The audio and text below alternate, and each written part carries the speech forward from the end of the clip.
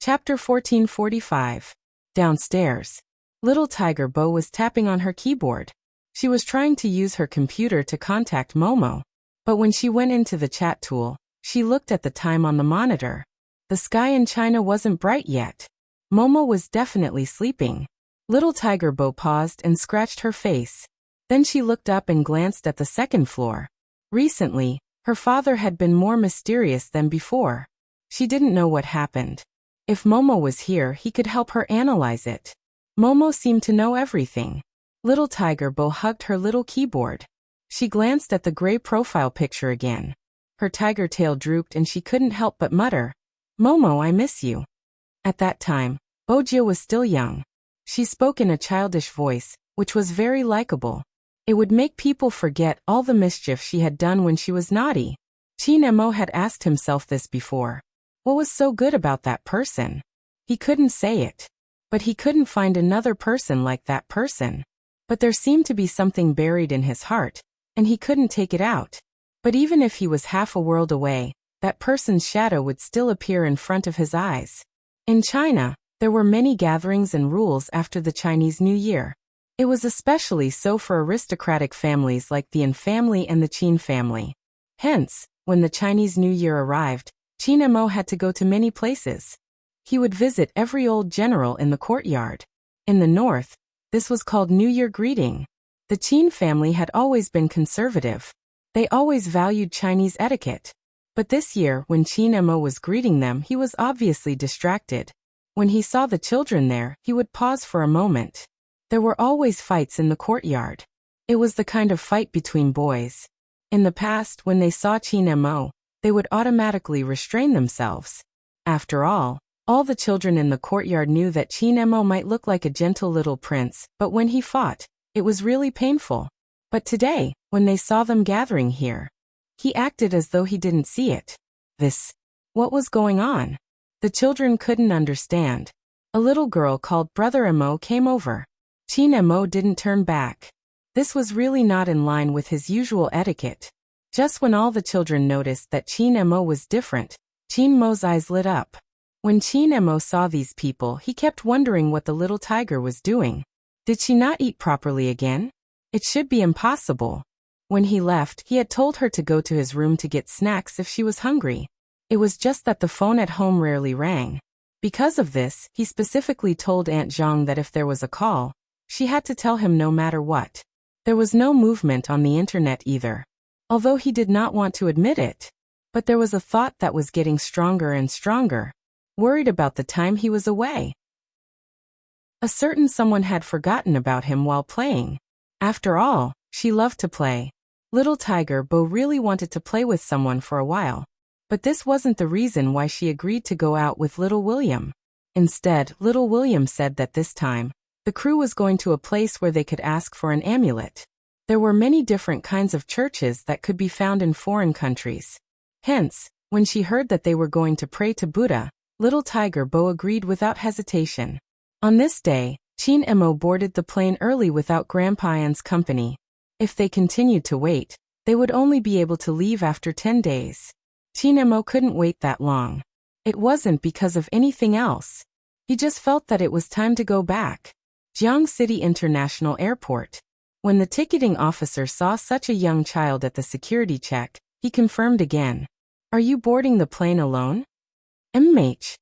Qin Mo replied faintly. He was still holding his little panda suitcase. After all, such a small suitcase didn't need to be checked in. Probably because of Qin Mo's aura, the ticketing officer retracted his expression. In reality, Grandpa An had personally sent Qin Mo to the airport. When they alighted, Grandpa An was still saying, "Why are you going back so early? Do you miss Gio?" Qin Mo's little face didn't show any expression. "But it's time to go back." "Oh." Grandpa An studied his grandson's expression and smiled even more happily. "I miss Gio. When you reach there, remember to give me a call. I heard from the nanny that you are quite obsessed with the phone recently." Qin Mo knew that his grandfather was treating him as a joke. He didn't say much. When he was on the plane, he was still thinking that a certain little tiger would probably like the things he brought over this time. They were all delicious Chinese New Year goods. preserved beef, ham and some snacks. When the old generals in the courtyard heard that little Chin Mo wanted these things, they were all surprised. Little Chin Mo was usually a little ice cube. He wasn't picky when it came to his upbringing and manners. However, compared to their grandchildren, he matured too early and didn't eat these things at all. This time, they didn't know what was going on. He even got someone to bring 3 big bags of fried dough twists from Jinwei. Not to mention the local snack of Jiang City, donkey rolling. He bought at least 5 boxes. It was indeed a festive atmosphere. But who was he going to feed these things? No one knew. After all, Chin Mo had already boarded the plane. On the other side of the ocean, little William was happy. He had long heard that the little demon from the east wouldn't be back for a while. This way he wouldn't feel pressured when interacting with Gio. He wasn't afraid of the little demon. Yes, he wasn't afraid at all. What are you doing? Bojio couldn't understand why William was walking around. Little William coughed lightly. Nothing. So he really wasn't around. That's good. I felt that you heaved a sigh of relief just now, Bojio said in a tiger's voice when she faced little William. Little William. No, I didn't. Let's not talk about this. Gio, we have to leave quickly. Okay. Little Tiger Bo wasn't wearing her tiger pajamas. Instead, she was wearing a taekwondo uniform. The black belt was very eye-catching. This was also the reason why little William didn't dare to touch Bojio. However, he was also very puzzled. Why didn't Gio show her skills in front of the little demon? When he thought about this, little William couldn't hold it in anymore. He asked what was on his mind. Bojio sized him up from head to toe before saying, Momo isn't like you. Momo is good-looking and gentle. He gets shy easily. If I use force, I will scare him. Little William. When you beat me up until my face is swollen, you never considered that you would scare me. Also, look at my eyes. They are blue. Don't you Asians like eyes that are like the sea? As expected, his daddy was lying to him. Gio was completely different from those actors who came overseas to develop their careers. This wasn't the first time little William's heart felt stifled. Fortunately, this child's self-healing ability was good. In less than 10 minutes, he started to call Gio his brother again. Every time Bojio came to this kind of production, she would help little William settle some trouble. Little William didn't like people trying to get close to him, because of his father. But because of his personality, he couldn't say anything. Usually, Gio would stand there and look at those people. She would ask them if they wanted to go and play. Then she would solve the problem perfectly. It was the same this time. The difference was that little William was still playing around. Although he was very interested in the Eastern faith, he was also in awe of it. But he didn't seem to have any requests. On the other hand, Bojio ran here and there. She didn't seem to care about the sweat on her face. She was really like a little tiger. She knelt on the horsetail whisk mat seriously. Her small hands were clasped together. Her round eyes didn't blink. It was rare for such a young child to be able to do this. Unless she was a little monk in a temple. She was probably too young. An old monk wearing a robe walked over and chanted, Umitba. He had seen countless people, but he had rarely seen such a fate. Her murderous aura filled the sky, but she had a Buddhist fate. What kind of fate was this? Bojio probably heard this voice. She tilted her head and blinked her eyes at him like a little tiger. Master. The old monk was stunned when he saw her. His gaze landed on the tear mole at the corner of her eye. He couldn't help but stretch out his hand, wanting to touch the child's head. Little Tiger Bo was still kneeling there. Her small face was very serious. Master, I want to ask for 2 protective amulets. 2. The old monk asked. For yourself? Little almsgiver, if you ask for too many protective amulets, they won't work. Little Tiger Bo shook her head. I don't want it for myself. One is for my parents and the other is for Momo. I hope that they can be safe. Master, I only have this one wish. Isn't it working? The old monk looked into her eyes. After a long time he said, You can make other wishes. You don't have to ask for your parents. Blessings can be given to others. Why not yourself? It's my good fortune that Momo is safe and sound. Little Tiger Bo's eyes were very big. They gave people a furry feeling, even though it was a life of misfortune. It's my fortune that Momo is safe and sound. The old monk was shocked. In that case, I will give 2 protective amulets to little almsgiver. If little almsgiver regrets it, you don't have to give one of the protective amulets. When little tiger Bo received the 2 protective amulets, her eyes lit up. I won't regret it. Thank you, master. After she finished speaking, she even bowed to him. The old monk stood there and chanted Ba again. He only retracted his gaze when the small voice could no longer be heard. Should he say that children were all sincere? That was why he said such words. However, how much did a person value another person in order to treat that person's safety as his own blessing? The old monk looked up at the Buddha statue in the middle. A novice monk came over to invite him to the front hall. He said that all the believers were here. The old monk waved his hand. Today's grace has been given out. Ask the benefactors to come next month. Given out? The novice monk scratched the back of his head. When did he give it out? Didn't his master just come out? Moreover, he could give 3 people a month. This was what his master had promised. Why did he push it to next month the moment he came out? The novice monk didn't understand. Master, if you give out the grace, there are still 2 people left. No. The old monk reached out and touched his disciple's head. Go. Tell me the truth. The novice monk replied, yes. He didn't understand who was lucky enough to get 3 sets of grace from his master. After all, the grace given by his master was always effective. This was also the reason why so many people came here. Hence, people only knew that Chinemo wrote in the amulet. He said that his wish was for the little tiger to live a peaceful and happy life. They didn't know what Bojio got for him. Little William didn't look over. He felt that this place was mysterious. There were some places that he couldn't get out of. It didn't look like the buildings and specifications of their foreign countries. Fortunately, Grandfather Butler was here. It was strange. In the past, Joe never needed to bring anyone along when they went out. Why was this Grandpa Butler following him and Joe wherever they went this time? Fortunately, it didn't affect their play. Little William was curious about what Bojio asked for. Gio, go and pay your respects to the Eastern gods. What did you ask for? They said that you can shake the Buddha. I can't remember what the Buddha is. Anyway, you can ask for a marriage. I already have Momo. I don't need to ask for a marriage. The only flaw was that Momo still hadn't agreed to sell her to be her pet. Little William's lips froze on the spot. Gio, did you consider my feelings when you said that? Obviously there was none. The 2 children ate ice cream together.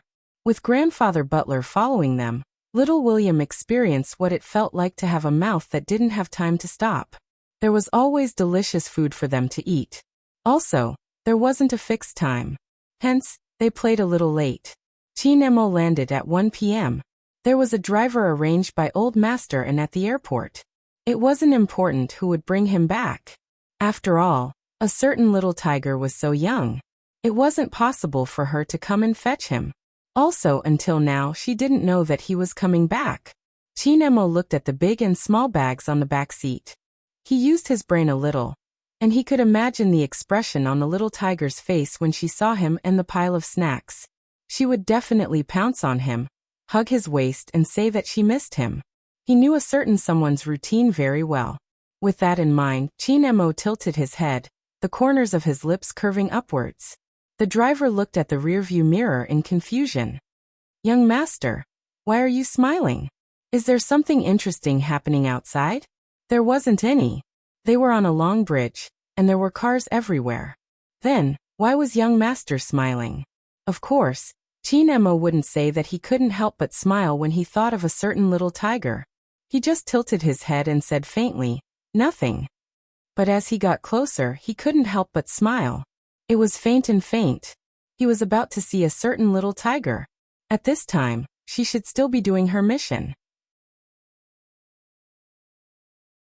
Chapter 1446. There was no response. Was it because she was too serious about her mission? Chinemo thought that a certain little tiger might be wearing earphones. He looked up and glanced at the balcony that connected the 2 houses. Wearing a down jacket, he did something he had never done before. He learned from a certain little tiger, and climbed over the wall. He probably wasn't familiar with her. When someone like Chin Mo climbed over the wall, he gave off a feeling that it didn't match his temperament. When the young golden-haired butler came back, he saw this scene. At first, when he saw the small figure, he thought that Miss Jiu was being naughty again. He said anxiously in English, "Oh no, Miss Jiu, young master will be back soon. If you do this, young master will be back soon."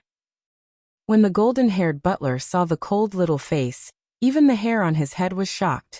How was this possible? Everyone knew that their young master was a model when it came to etiquette. How could he climb the wall? "Why are you shouting?" Chin Mo lowered his gaze and glanced at him. His voice was indifferent. The golden-haired butler stood there in a suit. "No, nothing." He really wanted Miss Jiu to see how his young master looked when he climbed the wall. He really wanted to laugh. Chin Mo ignored him. After standing on the balcony, he walked towards the floor-to-ceiling window. Through the floor-to-ceiling window, he could clearly see that there was no one inside. Uncle Bo and the others weren't here. Even a certain little tiger wasn't here. The room wasn't that messy. Suddenly it was so clean. It seemed as though the owner hadn't come back. Of course, at that time, Chin Mo didn't have the inhuman ability to speculate as he grew up. After all, he was still a child. But the feeling was right. Chin Mo looked in a certain direction through the floor-to-ceiling window. A certain little tiger should have been sitting there. Her little claws were tapping on the keyboard. She must have scratched her face from time to time, because she didn't know how to roll up her sleeves. However, she looked as though she was the most serious. Otherwise, she would lie at the side and grab snacks to eat. If he hadn't asked her to sit on the chair, she would have been naughty forever. Chin Mo didn't think that the room would be so empty without the little tiger that was crawling back and forth, downstairs. The golden-haired butler looked at the back of the little figure standing on the balcony. He didn't understand why. From his angle, his young master's face seemed a little disappointed. He didn't wait for him to see clearly. Chin Mo slid down the wall. What was going on with the Bo family recently? He didn't know if it was because he was too serious about this problem, or if he didn't have any experience in climbing walls. When Chin Mo came down, he accidentally cut his hand. The young golden-haired butler exclaimed and hurriedly ran over. "Young master, are you all right?" "I just wiped my hand. What can happen? Let's go back first." Chin Mo tilted his head and glanced at the back of his hand. His face was as calm as ever. He was still wearing the small black down jacket. Chin Mo really didn't expect that the little tiger wouldn't be around at this time. It wasn't because of what her grandfather had said, but because he missed her. How could he be so childish? Once again, Chin Mo denied his grandfather's words. However, his eyes turned to look behind him. He bought her so many things. I wanted her to see it sooner. That was why he didn't even go home, and went straight to the Bo family's house. Chapter 1447. The golden-haired butler felt a little disappointed. His young master felt a little disappointed. Was it because of the huge difference between Chinese and Western culture? He couldn't find a better adjective? Or was it because Miss Jiu wasn't by his young master's side today? That was why he felt that the tall and straight back view was different from other times.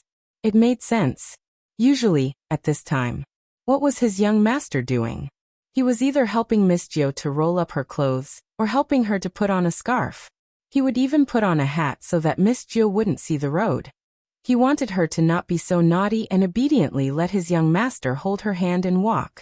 But today his young master didn't do any of these. When he walked forward, he felt a little lonely. He couldn't remember the Chinese saying.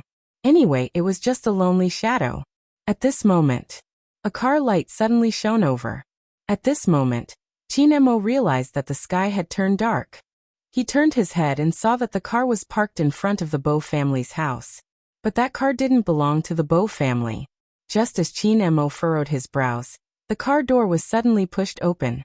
The car door was suddenly pushed open, and a little tiger jumped out. She shouted, "Momo Momo." She pounced towards his direction. Because she was too happy, little tiger Bo forgot to control her strength. She accidentally pushed Chin Mo onto the ground. "Momo, why are you here?" Her big tiger eyes were round and black. She couldn't hide the joy in her eyes. Chin Mo didn't correct her about her strength. This was the first time he didn't tell little Boju not to pounce on him so easily. Instead, he turned his head and placed his hand on her waist. He probably wanted to enjoy this reunion after a long time. That was why he wanted them to be closer. But he didn't want others to see his emotions. Thus, he buried his head on the little tiger's shoulder. His voice was calm. "I'm back." This was the first time little Tiger Bo saw her little princess Chin being so proactive and a little shy. She happily took out the amulet she had begged from Master. Without thinking, she pulled a red string and put it around his neck. "Momo, a present for you." Chin Emo replied. "MMH." His voice didn't sound like anything. But the young golden-haired butler could see the slight difference when he looked at him. The smile on his young master's face was too obvious. Was he that happy? Also, don't think that young master's N is nothing. Except for the things that Miss Jo gave him, he would accept them. If anyone else offered it to him, he would politely reject it. As long as the person who gave the gift was Miss Jo. Whether it was a small stone, a wild mushroom, or that huge piggy bank. This kind of inconspicuous thing was placed in the most conspicuous place in the room by the young master. It was impossible for others to touch it. On the other hand, the young master loved it when people asked him questions like, "Where did you buy this tiger piggy bank? It's rare to see such a big one." The young master would always reply lightly, "A certain little tiger gave it to me." In fact, the corners of his mouth were curling up slightly. At that time, the young butler inexplicably understood why the young master would place these things in the most conspicuous place. He was clearly showing off. Now, it seemed that the young master had one more thing to show off. The two little people hugged each other on the ground for a long time. Little Tiger Bo was still instructing. "Momo, the amulet can't leave your body. If not, it won't work. Momo, you must listen to me. MH, listen to me." At the end of her sentence, little Tiger Bo stretched out her hand and touched Chin Mo's head. Grandfather Butler wasn't around. Besides the driver and the bodyguard, there was another person in the car. It was little William. He always felt that Jo had a special characteristic. It was that after seeing that little demon from the east, she would automatically block everyone around her. Little William followed them and called Bo Gio. Then he said, "Jo, let's meet at another place tomorrow. If Uncle Bo doesn't come back today, come to my house and sleep." Grandfather Butler said not to stay at home alone. Little Tiger Bo didn't feel anything when she heard this. This was the sentence that little William said the most these 2 days. When had little Tiger Bo ever listened to him? But the moment Chin Emo saw little William, the color of his eyes darkened. A certain little tiger alighted from William's family car. Also sleep. This was the first time Chin Emo felt a huge rock pressing on his chest. Angry? Disappointed? Angry? Probably all of them. That was why Chin Emo couldn't control himself. Before little William could say anything, he pulled little Tiger Bo up from his body. He ignored everyone and pulled her wrist directly into the ant's house. He couldn't control his strength. But Chin Emo didn't understand. She was the one who was pulled up by brute force. Why was he the one who felt his fingers hurting? The place where he got scratched when he climbed over the wall just now seemed to be on fire. It was burning. It seemed as though something was burning in his chest. He thought that she would listen to him and not go out with anyone else. He admitted that his possessiveness wasn't normal. As an ordinary child, how could she not play with others? But Chin Emo couldn't control his thoughts. For example, he kept thinking that this was the little tiger he was raising. The little tiger should only look at him and play with him. She shouldn't be close to others. He only raised this little tiger. He wasn't interested in other people at all. Since he could do it, a certain little tiger should be able to do it too. But not only did she not listen to him, she even became so intimate with little William. When Chin Emo lowered his gaze, he tried to calm his emotions but he couldn't. "Little Bojio, how many times have I told you? You are a girl. Can't a girl be reserved?" Little Tiger Bo's small face was serious. "I'm very reserved." "You pounce on people whenever you see them. Is that considered being reserved?" Chin Emo knew that he was venting his anger, but he couldn't control it. Little Tiger Bo's round eyes were a little gray. "Momo, if you don't like me like this, I won't pounce on you in the future." This isn't the first time you said this. You even said that you would listen to me obediently. Forget it, why am I telling you this? Little Bojio, I've said it before, if you want to play with others, don't play with me. Bojio's eyes were cold as she looked at Bojio. After he finished speaking, Chin Mo turned and walked towards the stairs. Little Tiger Bo instinctively wanted to hug him. Don't always use this method. Chin Mo tilted his head. His small side profile was handsome and cold. If you want to play with others, then play with them. I don't want to control you anymore. Little Tiger Bo was a little hurt when she heard this. I didn't ask you to control me. You are too strict. I'm just mischievous. I didn't do anything bad. When Chin Mo heard this, he didn't say anything else. He went upstairs directly. The young golden-haired butler was a little dumbfounded when he saw this. After all, he had never seen these two little people quarrel. Miss Gio and his young master were so close that people would think that they were biological siblings. After all, when his young master treated Miss Gio, he always spoiled her. Hence, no matter what Miss Gio did, he never got angry. At most, he would frown and lower his gaze to clean up Miss Gio. Miss Gio, on the other hand, liked to give gifts to his young master. She always acted like she wanted to take care of him. In this house, Miss Gio was the one who poured water and brought fruits. This was the first time the two of them quarreled. The young golden-haired butler wanted to say something. Little Tiger Bo couldn't take it anymore. She stood there, not being stubborn anymore. Her little head was lowered. No one knew what she was thinking about. Then she lifted the little keyboard and walked out of the door. She was listless the entire time. She also wondered if she was being too passionate at times. But she thought that Momo liked it. If not, Momo wouldn't allow her to fool around. She knew that she was mischievous. But she had been controlled for so long. How could he just ignore her when he said so? Couldn't he be more trustworthy? Little Tiger Bo was so angry that she threw the little keyboard in her hands. She didn't want it anymore.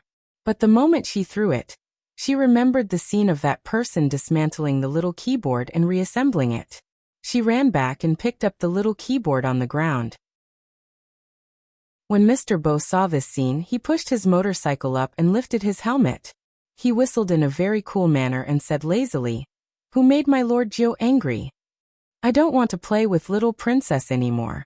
He doesn't like me at all." Little Tiger Bo hugged the little keyboard. Her lips were pressed into a line. Before Mr. Bo could say anything, Little Tiger Bo opened her mouth again. Little Tiger Bo opened her mouth again. "Dad, can I kidnap little Princess Chin? He won't like me anyway. After I kidnap him, he might fall in love with me after some time." Mr. Bo tilted his helmet and knocked Little Tiger Bo's head. "If you want your dad to be wanted by the entire world, kidnap your little princess. What should I do? Sigh, I'm so frustrated." Little Tiger Bo tilted her head and lowered her voice. "I haven't seen Momo for a long time. But Momo said that I shouldn't be reserved, and that I shouldn't keep pouncing on people." Mr. Bo, who was used to being his daughter's relationship counselor, agreed with her.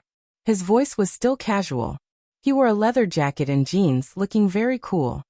"You really shouldn't be so proactive. You should keep that little ice block from the Chin family hanging. Don't say bad things about Momo." Little Tiger Bo was still very protective of her child. "I should be the one saying it. Mr. Bo. Was this daughter his biological daughter? All right, Lord Gio, let's talk tomorrow." Mr. Bo reached out and picked up the little tiger. He placed her on his neck. "Let's go home and sleep." "MMH," Little Tiger Bo replied. Then she seemed to have thought of something. She grabbed her father's hair with one hand and took out another amulet from the pocket of her jacket with the other hand. "Dad. Mr. Bo. I refuse to listen to you praising your little princess anymore." Chapter 1448. Little Tiger Bo widened her eyes. She had a serious expression on her face. "I praise my little princess because he is too good. For example, he knows things that Dad doesn't know. Mom says that he has a scholarly aura. He isn't like Dad, who can't pretend no matter how hard he tries. Not only does he feed me, but he also tells me stories before I sleep and teaches me how to write. Dad, you don't know how to write." In the yard surrounded by white fences, Mr. Bo threw his motorcycle into the yard casually. He didn't seem like an adult at all. Lord Gio is too much. What do you mean by pretending? I'm a PhD student, understand? I bought it. Little Tiger Bo sat on his neck and grabbed his hair. She glanced down. Dad, don't talk about this anymore. I want my face to. After all, Mom always says that I'm like you. Mr. Bo yawned and smiled devilishly. Isn't it good to be like me? That little ice block from the Chin family probably doesn't even know how to climb over a wall. How boring. Little Tiger Bo blinked. Momo wouldn't do something like climbing over a wall. Is that so? Mr. Bo tapped the black cutter on his wrist. It projected a scene of a little ice block climbing over a wall. There was a surveillance camera in front of the Bo family's house. This was why Mr. Bo could go out and do some things without worry even if there was no one at home. It was because it could be monitored 24 hours a day. After Little Tiger Bo saw the scene, she made a decision in her heart. She definitely wouldn't let her little princess climb over a wall in the future. It was too dangerous. After being interrupted by Mr. Bo, Little Tiger Bo almost forgot to give him her amulet. Fortunately, after she changed into her pajamas, she remembered it and ran to the room next door. Mr. Bo was lying on the sofa. Little Tiger Bo knew that this was her dad's habit. When her mom wasn't around, he liked to sleep like this. He was like a cheetah that was ready to wake up anytime. Dad, this is for you and Mom. Little Tiger Bo placed the amulet in Mr. Bo's palm. Mr. Bo raised his eyebrows and wore it. He wasn't superstitious, but the Bo family did have this origin. There was one thing that was true. Gio was too suitable to take over his job. Even if this path was difficult. But that seemed to be the case. Some people were destined to bear the responsibility the moment they were born. Mr. Bo leaned on the sofa. If Gio was a sweet princess who didn't know anything, perhaps he would use all his strength to make her continue to not know anything. However, their Lord Gio had always been interested in small keyboards and was very smart. Most of all, she loved it. Mr. Bo stood up. His gaze was deep. Because of this figure, Chin Mo gave up on the idea of asking the butler to call Little Tiger Bo back. The Bo family had an adult. It seemed that he had no reason to worry about a certain someone. Chin Mo tilted his head and glanced at his hand. He thought she would be the first to notice his injury. But he didn't. Looking at the snacks they brought back from China, Chin Mo's eyes deepened. He reached out to turn off the lights in the bedroom. He didn't want to treat his wounds, and he didn't even want to sleep. It was probably because he was still jet-lagged. Through the moonlight, Chin Mo looked like a little prince lying on the bed. There didn't seem to be anything out of the ordinary. In fact, he had already opened his eyes when he reached out his hand to touch a certain small heater. Why did I come back so early? As soon as this thought appeared, it never stopped. Some things, we want it to go this way. But the world was always unpredictable. There were too many things that were out of his expectations. This was the first time the young Chin Mo knew what insomnia was. But due to his upbringing and etiquette, he wouldn't toss and turn over. He just looked at the seat beside him. A certain little tiger's liking was probably different from his liking. His liking was to monopolize a person. But she wasn't. If that was the case, everything was meaningless. Based on his personality, he should have done this. But when he wanted to raise a little tiger too much, it didn't matter whether it was his personality or not. Since she was still young and didn't understand the difference, then he would teach her slowly. After thinking through this matter, Chin Mo decided to give a certain little tiger the cold shoulder tomorrow. She was always disobedient. Of course, if a certain little tiger took the initiative to come and reconcile with him tomorrow, he couldn't be too cold and he couldn't vent his anger on her. Even if he really lost his rationality after hearing what William said. But as long as a certain little tiger took the initiative to come and reconcile with him, it didn't matter. The night gradually darkened. At that time, no one would have thought of it. Some things weren't done in time. In the future, they might regret it. Unknowingly, fog started to appear outside. The suitcase that Mr. Bo carried over suddenly rang. This made him, who hadn't slept soundly, open his eyes suddenly. There was a tracking setting inside. Once it locked onto the target, it would make a sound. Without any delay, he unlocked the small suitcase. When he opened it, there was a screen. There was something that looked like a keyboard below. His slender and fair fingers just tapped on it twice. The ordinary screen was changed. It was changed to the most accurate lock-on route map. He used the buttons on the keyboard to enlarge the map. His face, which had always been handsome and devilish, suddenly paled to the extreme. Mr. Bo, who had always been confident in everything, no longer had that sloppy and lazy attitude. He didn't even wear his jacket. He lifted the suitcase and rushed out of the door. Hearing the sound, little Tiger Bo walked out in a daze. She rubbed her eyes and asked, "Dad, where are you going?" It wasn't that her dad had never gone out at night before. It was just that he had never gone out in such a hurry. Even his back view exuded an indescribable feeling. Hearing little Tiger Bo's voice, the slender figure paused for a moment. Then he turned around and emptied one hand to caress Bojio's head. "I'm going to fetch Madame Bo." "Mom!" Little Tiger Bo knew that her mom was on a business trip. Didn't she say that she would come back in a few days? But it was good that she could come back early. This way, after her dad had her mom, he would be more restrained. With her mom by her dad's side, he wouldn't do anything too dangerous. Little Bojio would always remember that day. Because on that day, the Bo family had undergone an earth-shattering change. The weather outside was very cold. But Mr. Bo didn't seem to feel it at all. Even though he was riding a motorcycle and didn't wear any protective gear, his side profile didn't reveal any expression. That pair of eyes seemed to be dyed with endless darkness. He had never expected that group of people to appear at that place. The city where Madame Bo was on a business trip. This couldn't be a coincidence. There couldn't be such a coincidence.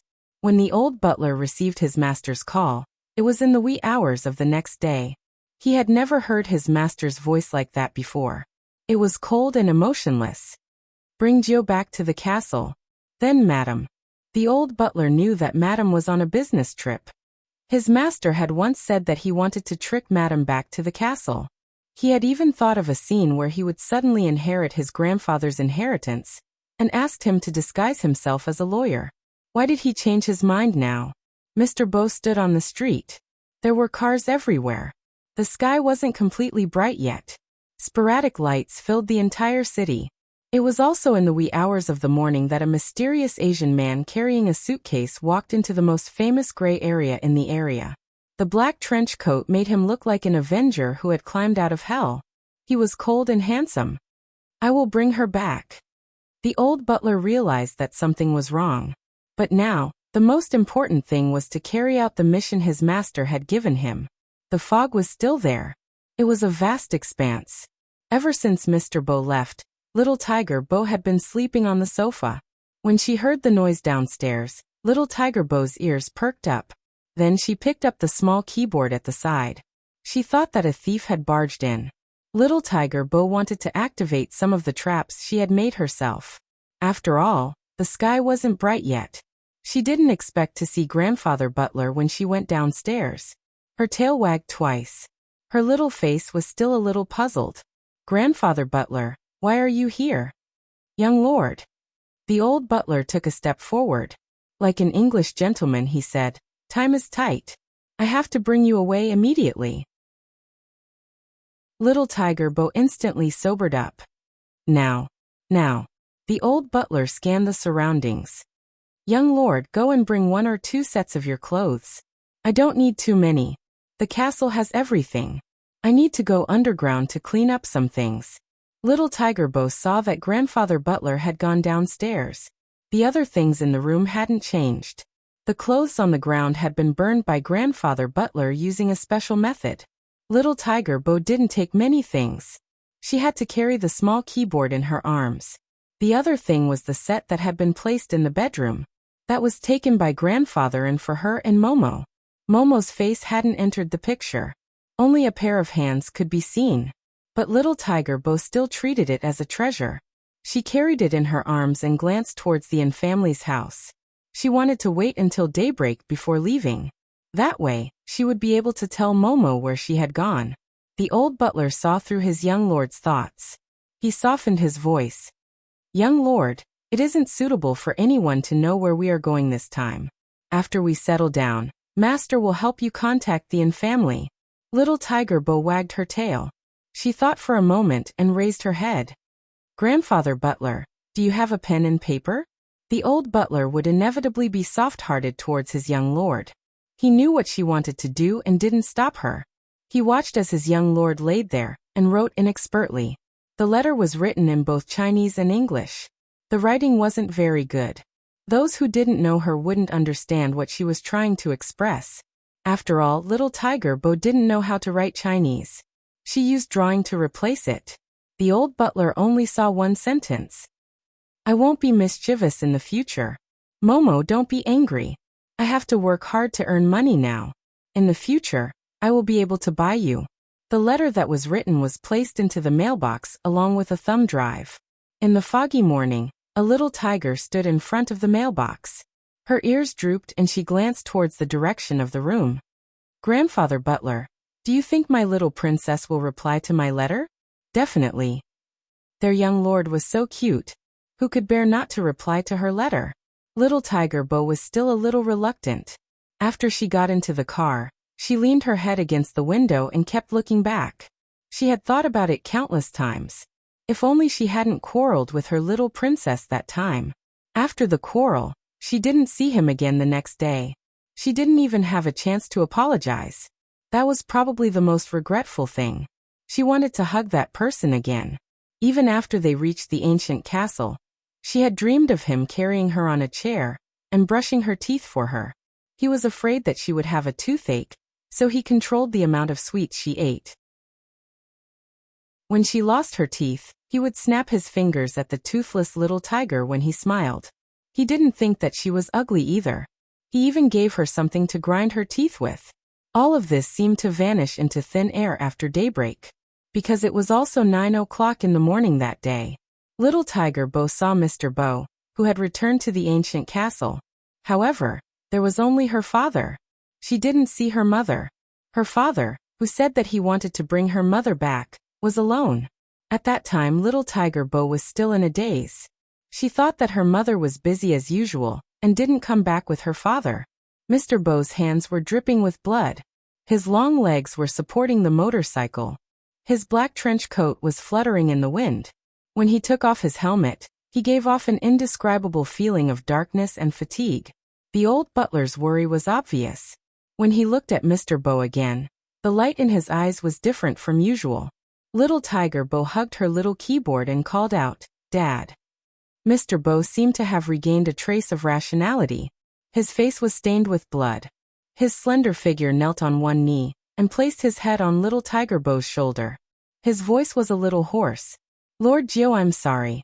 This time, I'm afraid I have to go against my words." What did he mean by going against his words? Little Tiger Bo didn't understand why she was crying. It was probably because she felt her father trembling slightly. It was so unfamiliar. Little Tiger Bo didn't ask where her mother went. She didn't dare to ask. She was a little afraid. No, it wasn't a little. She was too afraid. She hugged the little keyboard in her arms and allowed her father to lead her to a place. She saw many people. She also saw her father's cold smile. Send them to where they should go. It was a kind of hatred. A hatred that couldn't be erased. It was also at that time that little Tiger Bo understood a principle. At the same time, she hated this kind of person the most. Don't always stand on the moral high ground and ask people to forgive you. If you weren't the person in question and didn't understand what the person in question had gone through, then shut up. When did the person who broke a bad person's family and stole other people's things become reasonable? She would never forgive the person who took her things. Some people harmed others to pretend to be pitiful or to criticize others. Did you think they would feel that they were in the wrong? No. They were just afraid that their image would be damaged. Or they would show a smug expression and talk about what they had done. The heavenly axiom should be a cycle of retribution. The heavenly axiom wouldn't carry out this retribution on her behalf. Chapter 1449. At that time, Qin Mo, who was sitting at the dining table, didn't know what his little tiger was going through. But when he looked up at the clock on the wall for the third time, he didn't touch the pork and century egg porridge in front of him.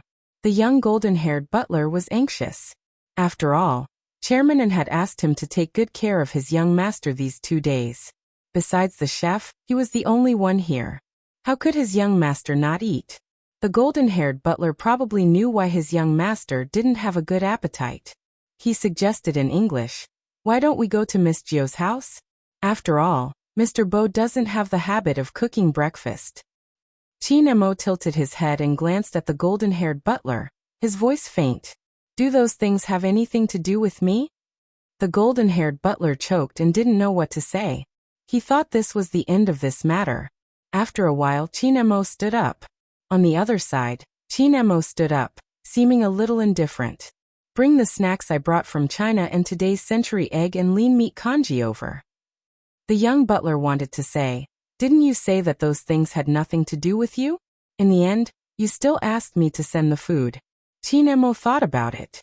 No matter how naughty the little tiger was, he couldn't let her starve. That was how raising a child was.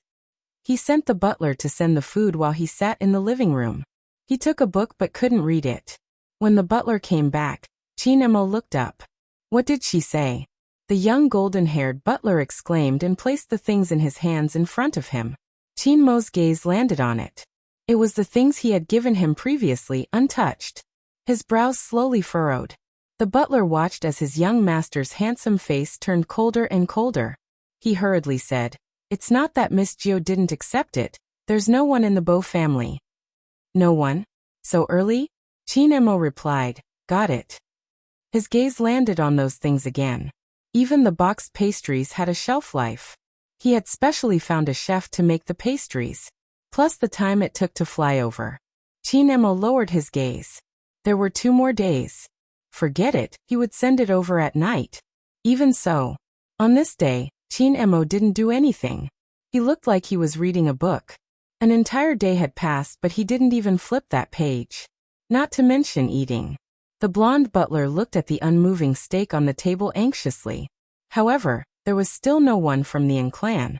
It was finally dusk. Only then did their young master seem to have a soul. He stood up from the sofa and wrapped those things up again. "Go and deliver it again." "Yes." The golden-haired butler answered readily. In less than 2 minutes, he was back. Chin-mo looked at the things in his hands, his eyes dimming. Still no one. "Mr. Bo came back a little late today. He must have taken Miss Gio out to play. I'll send him back at 10 p.m. The young butler was still too naive. Chin-mo nodded and sat in front of the dining table. Just as he was about to pick up the napkin, he suddenly remembered something and put it down. He hadn't seen the little tiger for 24 hours. If she followed Uncle Bo, what would he bring her to eat? As long as it wasn't junk food, it was fine. After eating it the last time, her stomach had been bulging. He had to rub it for a long time before she stopped feeling uncomfortable and knew to sleep well. In that instant, Chin-mo thought of many things. Maybe a little later. Chapter 1450. The clock in the living room swung from 6 to 10.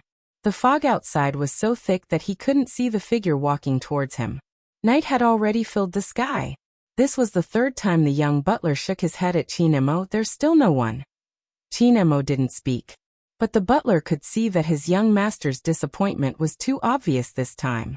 If Chin-mo couldn't sleep yesterday, he couldn't sleep. But today, the feeling was even deeper. At 2 in the morning, he didn't tell anyone.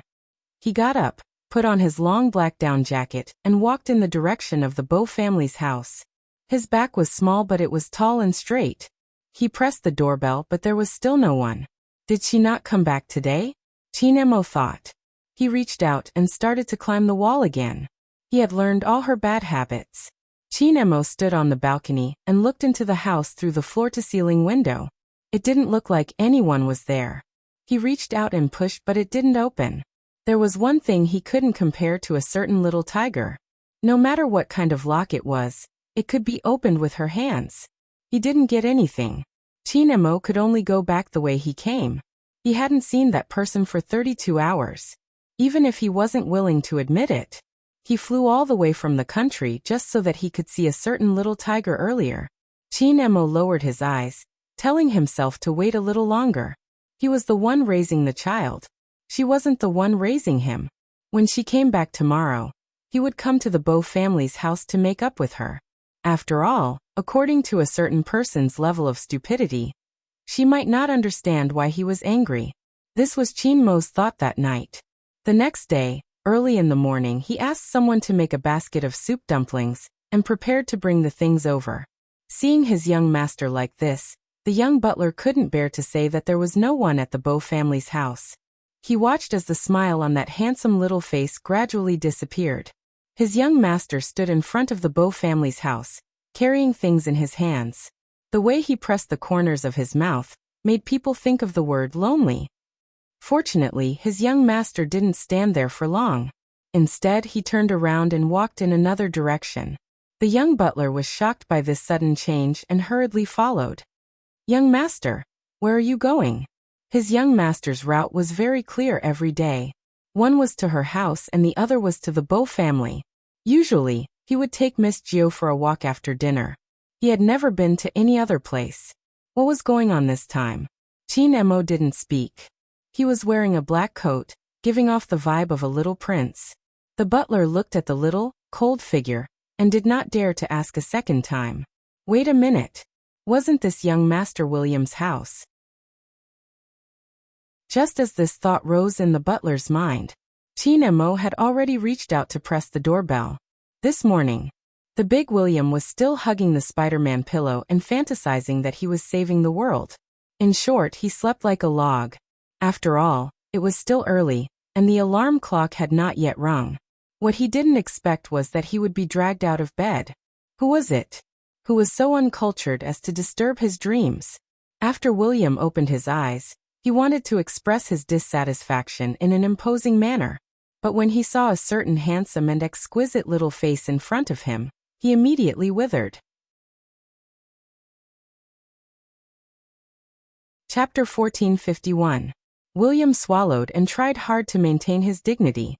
"Why did you come to my house?" Chin Mo glanced at him and then threw him aside. Little William didn't understand why the other party wasn't speaking. His grandfather walked in and smiled at the two of them. "William has never woken up early. Chin, you are indeed amazing." Little William watched as the little vixen nodded politely. He was extremely humble. Where was the force he had used to drag him down by the collar just now? This little vixen from the east only knew how to act. Little William was so angry that he didn't know what to say. He could only grab his hair and stand up. Once his grandfather left, the little vixen revealed his true colors. Not only was his voice low, but his little face was also cold as though someone owed him money. "Where is Gio?" "Why are you asking me this question?" Little William felt wronged. "Ever since you came, Gio stopped playing with me. Although she didn't play with me much in the past, don't you know the methods you used?" Chin Mo looked at him and said faintly, "Stopping Gio from playing with you is considered a method? Little William, don't you find it shameless to say it so openly?" "I'll ask you again, where is Gio?" Chin Mo repeated. The murderous aura made the big William grab his red hair. "Boss Chin, I really don't know." Chin Mo started to look at that face. He seemed to have thought of something. "Why did Uncle Bo let Gio sleep at your house?" There were many surveillance cameras outside the Bo family's house. There were also some devices that the little tiger had shown him previously. It was very safe. William grabbed his hair again. "Boss Chin, can you let me wear a pair of pants first when you ask me questions?" Chin Mo raised his eyebrows. William shrugged. His nose was still red. "All right, I won't wear it. The question is more important. But why do you keep asking me things that even I don't know the reason for?" "Uncle Bo told my dad that he was busy recently and couldn't take care of Gio. He asked my dad to take care of her. It would be best if he could bring Gio to the filming set often, and not always stay in the same place. But now that you mention it, I find it strange too. Uncle Bo has been busy in the past, but he has never done such things." When Chin Mo heard this, his hand suddenly slid down. He had a bad feeling about this. That kind of premonition was innate. It's a little strong. There was also an indescribable emptiness. He didn't stay at William's house any longer. He knew that he wouldn't be able to get anything out of them even if he kept asking. On the other hand, little William was confused. "What's going on?" Why does this little monster look so distracted? The young butler was downstairs and didn't know what was going on. However, as he watched his young master walk down, he felt as if his entire being had been sucked out, and even his little face was a little dazed. Blank. He was not sure if he had used the wrong adjective. Two people returned to settle down. Chinemo looked at the pile of New Year goods. He is waiting. Wait for that person to come back. He wasn't home yesterday. He would be able to stay at home tonight. There was no need to think so much. The Bo family was here. He's here too. Where else could the little tiger go other than here? He had to wait patiently. Otherwise, if the little tiger couldn't find him when she came back, she would definitely droop her pair of tiger ears and not speak. Chinemo told himself not to be too impatient, and not to think too much. Everything would become better. Chapter 1452. However, no. That night, the lights in the Bo house were still dark. Chinemo took a box of pastries that had expired and placed it aside. The young blonde butler stood beside him. He had been looking for someone, so he didn't even take the newspaper from the mailbox. The atmosphere in the in-house had never been so low. Their young master hadn't eaten for 2 days. The young blonde butler couldn't wait any longer. He called Chairmanin. When Chairmanin heard the news, he put down his work and planned to rush over. But there was a large meeting on hand that he couldn't push off. Hence, 5 days later, Chairmanin flew over. During this period, he had a video call with his grandson. He also understood that if he didn't fly over, something might really happen. Chinemo was still the same. Nothing could be seen on the surface. Rather than saying that he couldn't see anything, it would be better to say that there was something he didn't want to admit. He had clearly sensed something, but he didn't want to admit it. Children were all like this. They hoped to grab onto a certain hope. In the past, old Masterin thought that his grandson wouldn't be like this. But when he saw his grandson in front of him, he realized. In front of the person he liked, he was no different from an ordinary child. 5 days passed. The New Year goods that Chinemo brought back for a certain little tiger couldn't be eaten anymore. He still remembered when he was about to return to China. The little tiger had curled herself into a ball and laid in his luggage. She had opened her eyes wide and asked him if he could check her back. Why didn't he fight for it back then? When Chinemo asked himself, his lips were a little pale. After Grandpa saw his grandson, he asked the kitchen to prepare dinner before he sighed deeply. I will try to contact your Uncle Bo. His grandfather's return gave Chinemo some hope. He had been waiting for this day. When old Masterin called, he couldn't get through. He could only spend money to investigate, but they didn't find anything. The only result was that, unbeknownst to him, the villa next to him had transferred the account to him. When he found out about this, old Masterin roughly understood what was going on. The Bo family had left. Something big must have happened. Even old Masterin, who had a friendship with Mr. Bo, didn't have the address of the castle. Hence, he couldn't find the Bo family. How to explain it to his grandson was a problem. Old Masterin had never thought that this would be the end of the story. Ever since his grandson met Gio, he had changed a lot. Perhaps he had changed too much. So much so that when he picked up the game controller to play games instead of reading, he was stunned. Old Masterin froze for a moment. Because his grandson's back was facing him, the little figure sat on the ground and put down the game controller in his hand. His voice was still indifferent. Grandfather, I was wrong. I shouldn't be so proud. I know that she only knows how to play with her little keyboard, play games and write programs. She doesn't know the ways of the world, but I'm still waiting for her to apologize to me. Grandpa, tell Uncle Bo that I know I was wrong. Ask him to return the little tiger. I will take good care of her this time. Even if she is naughty and wants to play with little William next door, I won't care about her. At most, I will break little William's legs. Chapter 1453. No one knew how old Masterin felt when he heard his little grandson say, I was wrong. He knew his grandson better than anyone. It was probably related to his birth. No matter how humble his family was, his pride couldn't be changed. Not to mention that he had been very sensible since he was young. Even if he had done some black-bellied things and was thrown into the army, he had never said the words, "I was wrong." Old Masterin, who had always doted on his grandson, felt his heart ache. But there was nothing he could do. If the Bow family really disappeared, no one would be able to find them. This was the rule of the underworld. At this moment, Old Masterin thought of something. Someone was spending a lot of money to buy information about hackers. Could this be related? But no matter what, even if it was related, he couldn't contact them. The Yin family fell into a silence that they had never experienced before. In fact, it was normal. If a certain little tiger had never appeared, perhaps this was the normal state of the Yin family. After all, Chinemo only liked to play chess and read books. He didn't want to play with anyone. It wasn't strange that the Yin family was quiet. But that little tiger had appeared. Not just appeared. He even bought snacks for her in his drawer. Because that little tiger loved to climb over the wall. There was never a quiet time when she crawled around, and her body would get dirty from time to time. He had to wash her hands many times a day. So at Chinmo's place, he would even prepare 3 sets of little tiger clothes in the closet. Not to mention the small meat pads he bought for her that were afraid of her own hands. People always said, when you see something familiar. But there was never that familiar person again. His heart would feel empty. Chinemo didn't feel empty. He played the game she played, climbed the wall she climbed, and even did something on the 10th day, breaking the window. It turned out that sometimes what was shown in the movies was real.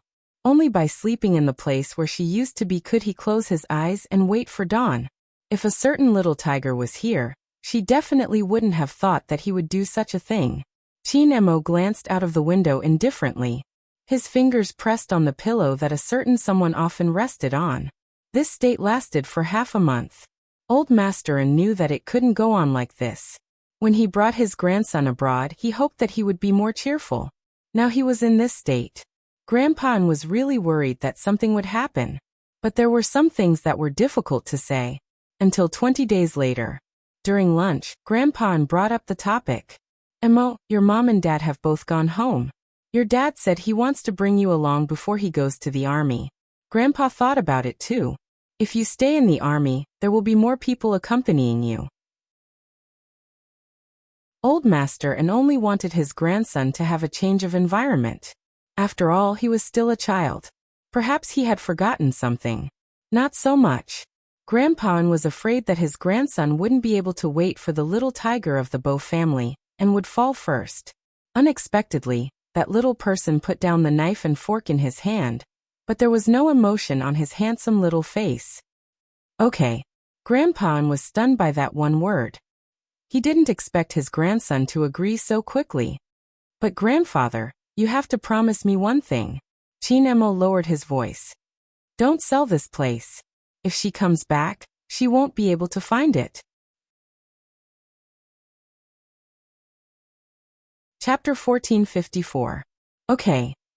Grandpa N's voice was hoarse when he said this word. He thought that his grandson had thought it through.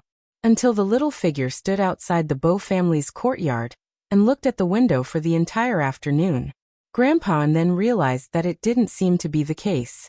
Chinemo held a talisman in his hand, and pulled his little panda suitcase with one hand. That abstinent little face was even more indifferent than before. After getting into the car, he said, "Grandpa, I want to go to Wutai Mountain after returning to China." Wutai Mountain? Grandpa glanced sideways. After all, his grandson had never been interested in this aspect. Buddhism? Immersing. Chinemo replied and looked down at the talisman in his hand. Wutai Mountain. Grandpa had never rejected his grandson's requests. Especially at this moment. Because when his grandson tilted his head and looked at the scenery outside the window, his head was lowered. 3 days later. Wutai Mountain. There weren't many people who came to worship. Anyone who has studied the Dharma would know. The 1st and 15th day of the first month was the day when the incense was the most popular. But today, the 7th day, the number 7 in China had an ordinary meaning. But on this day, on the long stairs, thousands of steps, a small figure with an indifferent side profile, and a thin layer of sweat on his forehead bowed as he walked. A total of 999 bows. Sweat soaked his sweater. His black hair was steaming, but it didn't seem to affect his nobility. Maybe it was because he was really too young. The young novice monk saw it and watched. There was still snow on the mountaintop. The snowflakes would only turn into water when they landed on the head. The young novice monks saw the figure getting closer and closer. Some of them jogged into the temple. "Master, Master, there's someone outside, there's someone outside." The old monk who was knocking on the wooden fish put down the Buddhist book and glanced up at the young novice monk. Impatient. "When does the mountain not have people coming? Where did all the Buddhist books you read go?" "No, go out and take a look, there's a child." The young novice monk was a child himself. How could he say that others were children? The old monk shook his head and walked with the smell of sandalwood. He didn't pay much attention at first. When he saw the figure bowing with each step, he paused for a moment before chanting, "Ba." The cold wind blew. Between the mountain streams, snowflakes fell on the shoulders of the figure, but the little boy's face was even more eye-catching than the mountain full of snow. That scene was very much like Sangyeong Gyatso's poem. He said, "That year, I kowtowed and crawled on the mountain path, not to see you, but to feel your warmth. In that life, I went around mountains, rivers, and pagodas, not to cultivate my next life, but to meet you on the way. In that instant, I ascended to become an immortal, not for longevity, but to ensure your safety and happiness." The old monk was waiting for that noble little figure to walk in front of him. Chin Mo understood etiquette. Even though there was sweat on his forehead, he still bowed and greeted, "Master." 999 steps of worship. No matter when it was, he had to fulfill this wish of his. The old monk looked down, but there was helplessness in his eyes. "Young benefactor, where are you from? What do you want?" Chin Mo pulled out a red string from his neck. There was an amulet tied to the end of the red string. "Someone asked for this for me. Master, can you give me a piece of Buddha's words?" "Do you believe in Buddhism?" the old monk asked. Chin Mo shook his head. "I only believe in myself." The old monk asked again. "Then why did you come to ask for Buddha's words?" Chapter 1455. The old monk was stunned. He chanted Ba again, and led Chin Mo into the hall. The scripture was flipped to the 10th volume. The monk's robe fluttered, the ink and the incense. There was only one sentence left on the paper. "I hope that the little tiger in pajamas can live a peaceful and happy life." Then, someone carefully protected a talisman and wore it at the position closest to his heart.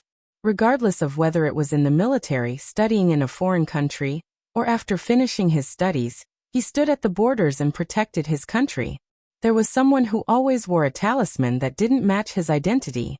The day they quarreled, the two children didn't know what was going to happen.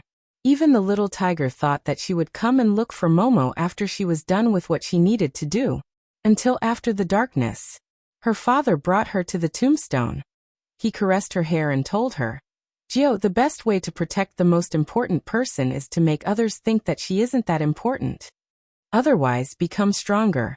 Don't leave any traces. You should know that for a hacker who lives behind a computer, the exposure of traces and private life is fatal. It's the same for you and other hackers. From now on, you will be the young lord. I told you the rules of being a young lord a long time ago. Protect the people you need to protect. Use the keyboard in your hand to speak up for injustice."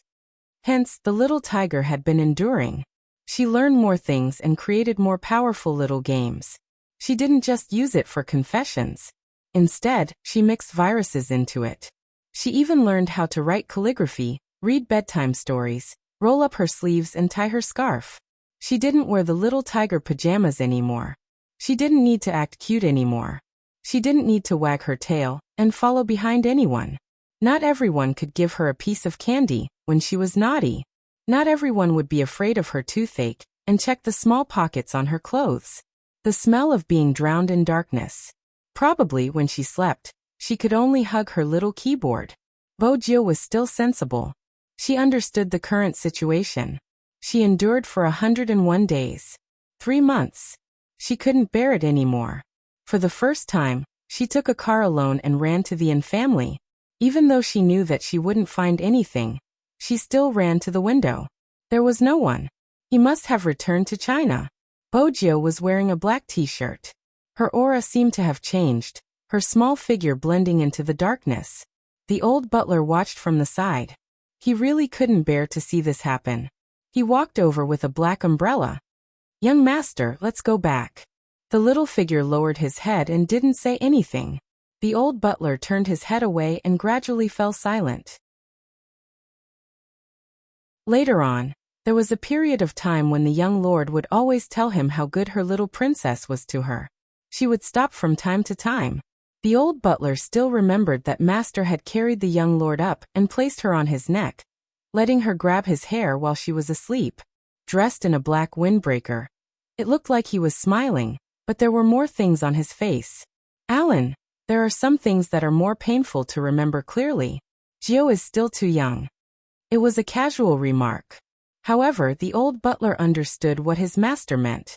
It was slightly hypnotic. It would always make people hide some of their memories.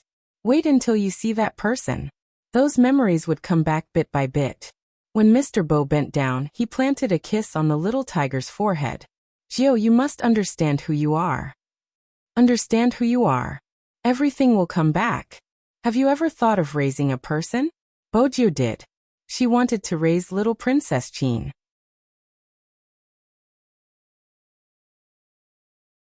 Chapter 1456. It was probably because he liked it too much. Even General Chin could vaguely guess his son's thoughts. It wasn't old Master who said it. It was because Chin Mo had a high fever after coming down from Mount Wutai. Before he had followed him to the military, he had tugged on his sleeves, asking him to show mercy to those who were good at using the keyboard. In reality, those who knew Chin Mo would know that he had taken on many cases, and he was more interested in hacking. Back then, Chin Mo was still wearing his number 1 middle school uniform. He was a handsome young man with delicate features and an elegant demeanor. No one could link this unbelievably handsome high school student with the Almighty, who had solved many cases. Many people said that they didn't know what the Almighty was thinking. His emotions were so calm that they couldn't tell if he was happy or angry, yet he was elegant and noble.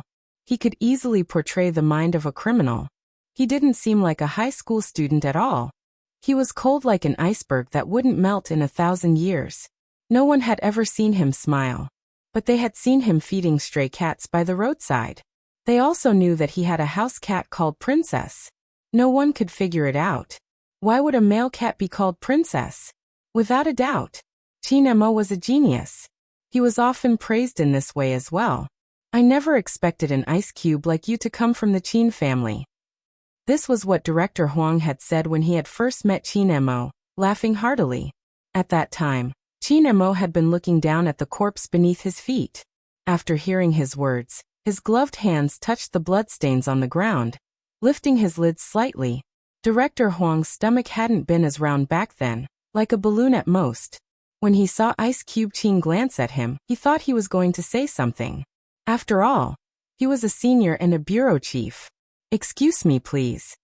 The voice was very light. It was indeed a little emotional when it was said by a person wearing a high school uniform. But wait a minute, this wasn't the right attitude to speak to the bureau chief. This little Chin, he had to be taught a lesson. Director Huang was about to use his authority. Chin Mo added casually, "Your tummy is too big, it's affecting my ability to see the clues." Director Huang. Kids nowadays, if they were a little smarter, they could fly. Uncle Huang, you should understand that the case is more important.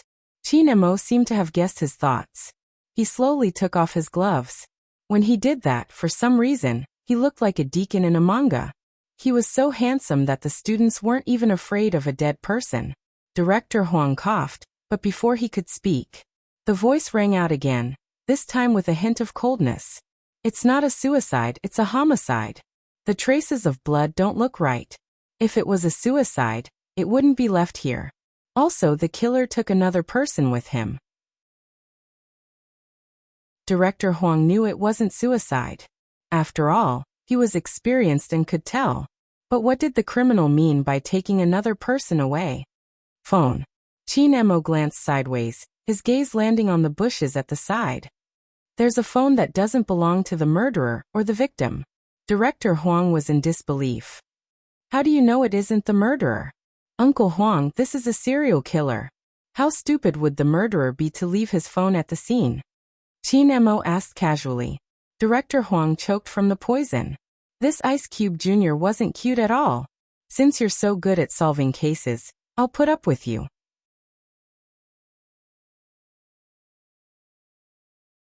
Chapter 1457.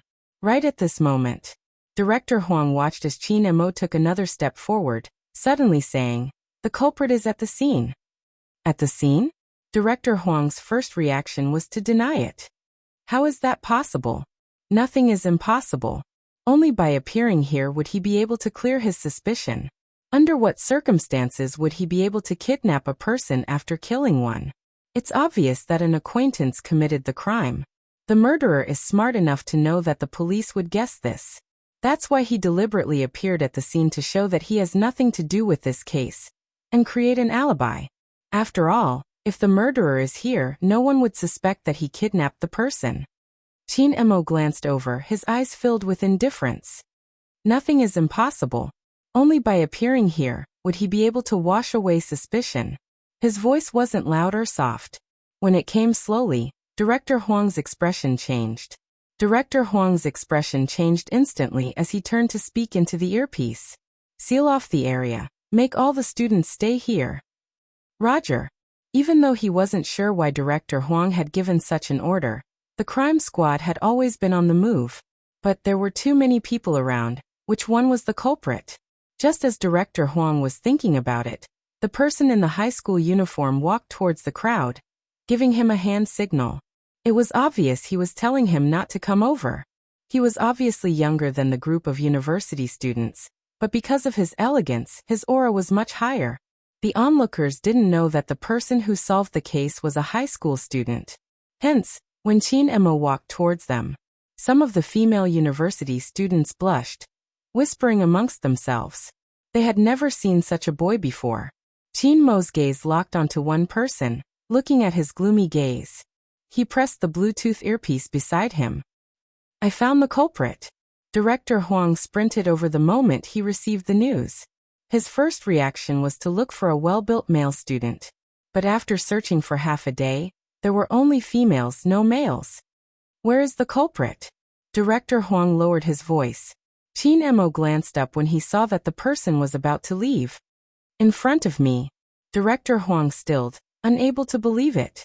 After all, the other party wasn't just a girl. She was dressed rather adorably and wasn't tall. How could such a person be the culprit? After all, this was a serial murder case. You're not going to attack? Qin Mo arched a brow. He turned and kicked the branch with his long leg. I'm going to attack. The girl, who wanted to pretend that nothing had happened and walk away, only felt a whooshing sound. Her back was hit hard by something. Then, she was pressed to the ground by the police. She seemed to have realized something. After a pause, she shouted loudly, "What are you doing? What's so great about the police? What right do they have to arrest me? Shut up." The crime squad didn't want to spread the news. The girl became even more restless. I'm going to sue you. Before I sue you, you will be sentenced to death. An indifferent voice came along with the long legs. It was the high school student. The girl paused again. From the start, the way you looked at the scene was different from others. When I walked over, you didn't even look at me. A normal girl wouldn't be in the mood to look at the scene after seeing me. Director Huang. Was this a honey trap?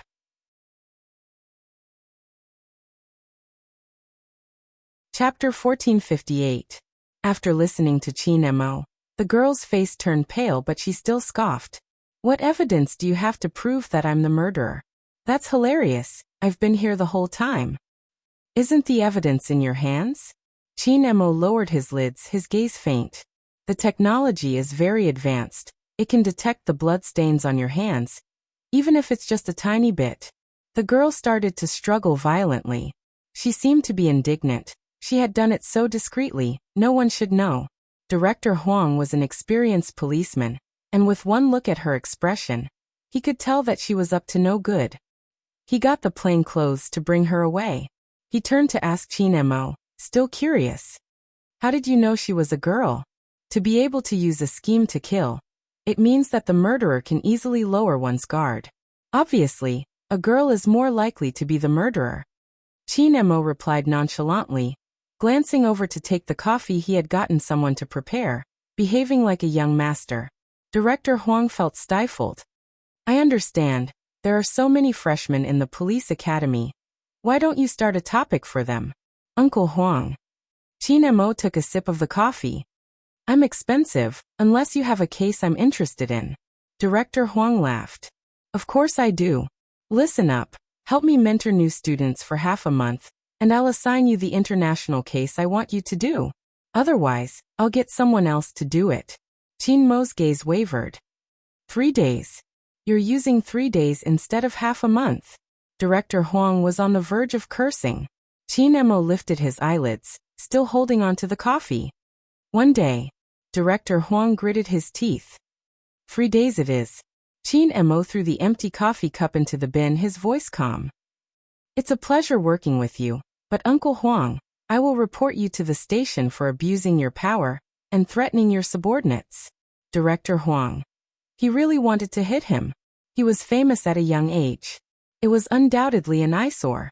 Even when he was explaining the case, many people weren't convinced. After all, he was just a high school student. But as he analyzed the case, his godlike predictions and psychological tests were written. It made people understand a principle. Geniuses had the right to be arrogant. 3 days. Chinemo analyzed the case for 3 days. On the 4th day, he was already on a plane to Fifth Avenue in his high school uniform. It couldn't be helped. After all, there were still more than 20 days before the college entrance examination. In some ways, he was still a student. But even so, his appearance still attracted the attention of many people, and the air stewardesses walked up to him more than once. After all, there were not many people who wore school uniforms and sat in first class. The reason why he was in such a hurry was because of the files he had seen at Director Huang's place. The people at Fifth Avenue seemed to have investigated his information and knew about the cases he had handled in the country. They also knew which university he had graduated from and what kind of cases he was interested in. Therefore, the files were very accurate. International criminal. Gender, unknown. Blood unknown. Age unknown. Nationality, unknown. The only thing that was written was the enemy's area of expertise, using the internet to launch large-scale attacks, but never leaving a trace. There was also a comment attached below.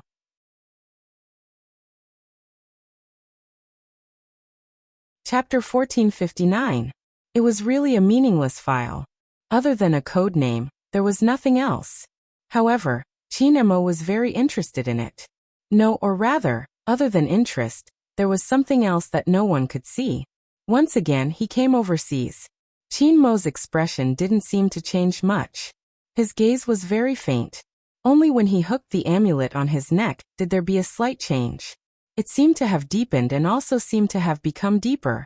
It was a gaze that would appear when he missed someone. This place was very close to Los Angeles. It was very close to the place where he used to live. When Chinemo got off the plane, a golden-haired man with thick eyebrows waved his arms. Hey, here. Chinemo glanced sideways. He stuffed one hand into his pocket and looked in that direction.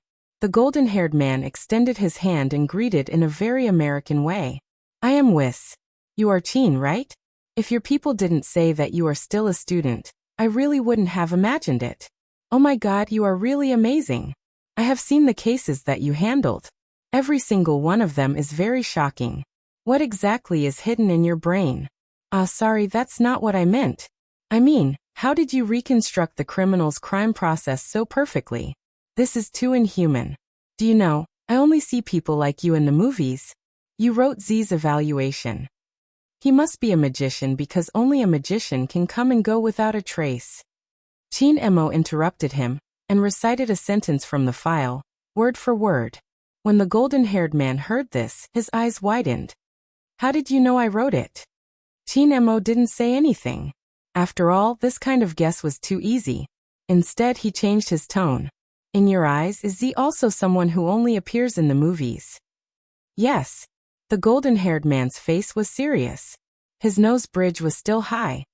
Chin, ever since Z came out, he publicly placed the criminal at our doorstep.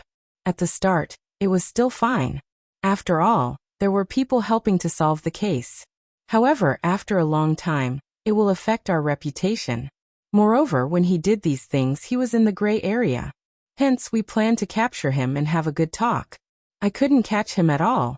Can you imagine? One time, I watched him slip away right in front of my eyes. Chinemo paused. You mean you've seen him? This he should have seen it before. The blonde man hesitated when he said this. Chinmo's voice was calm. I didn't see their faces, but I should be able to tell if they're male or female. Of course. I'm pretty sure he's a man. When the blonde man got excited, he even described. He always drove the coolest motorcycle, wore a black trench coat, and wore the latest helmet. He passed right in front of me. Chin-mo absorbed the information and asked, how did you know he was a man? Isn't it obvious? A cool motorcycle. The blonde man emphasized the main point. Immersing. Chin-mo nodded and gestured for him to look to his left. A blue-haired girl was wearing a motorcycle helmet. Her voice was calm. A cool motorcycle. The blonde man.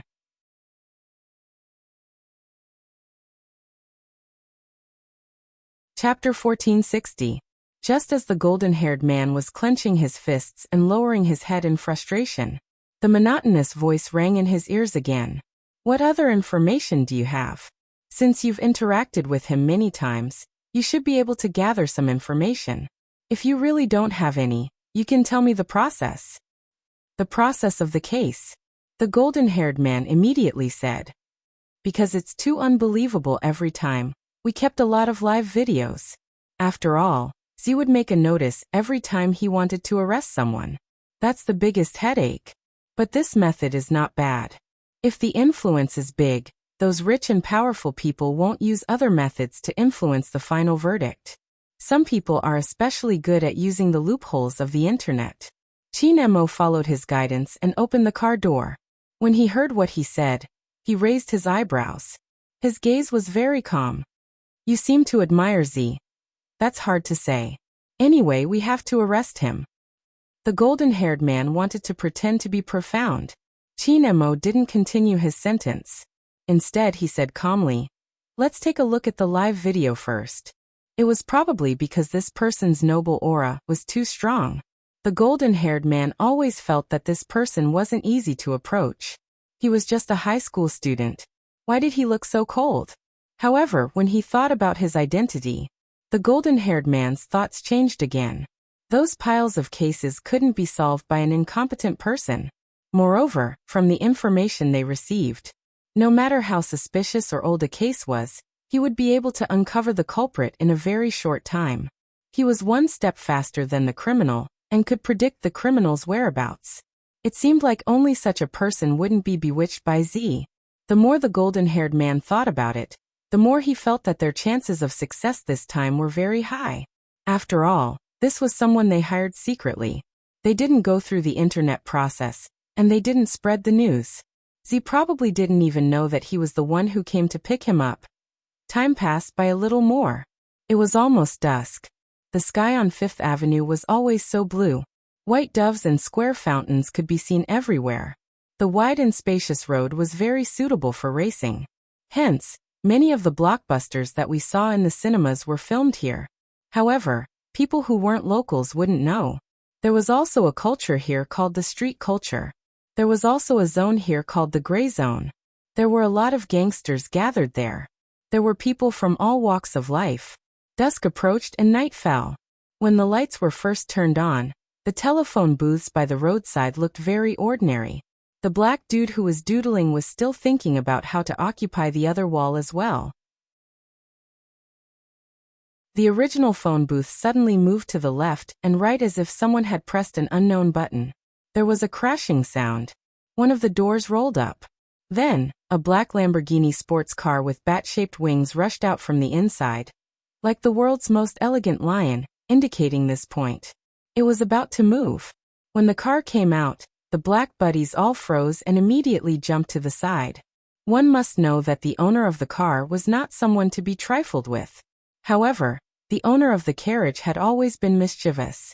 The more afraid others were, the more they were, the more he deserved her greeting.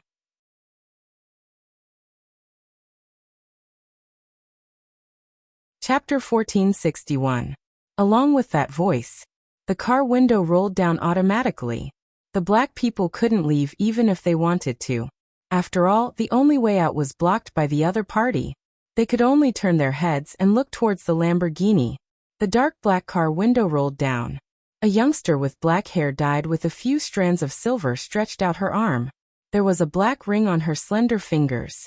Her lips were half-curved and she looked very handsome and evil.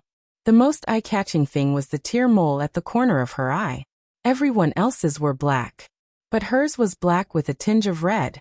For no reason, there was a hint of Buddha's beauty. This was Bojio's real 18 years old. She was clearly a girl, but it was a complete mess of androgynous. This didn't seem to have much to do with her hairstyle. It was the aura that this person exuded. In fact, the black people were very famous in this area. Many of the circulation on the streets were completed by them. In this old city, all the people you could imagine gathered here. Thieves, liars, swindlers. Every one of them was difficult to deal with. After all, these things required skills. The black people loved to group together and had excellent voices. This was related to their bloodline. Don't think that all of them were good or bad. This was related to history. Musical talent and fighting talent were on par. The first three people living here, thieves, liars, and swindlers, would usually take a detour when they saw a black person. But the person who made the black people take a detour was the person in front of her. The weather is really good.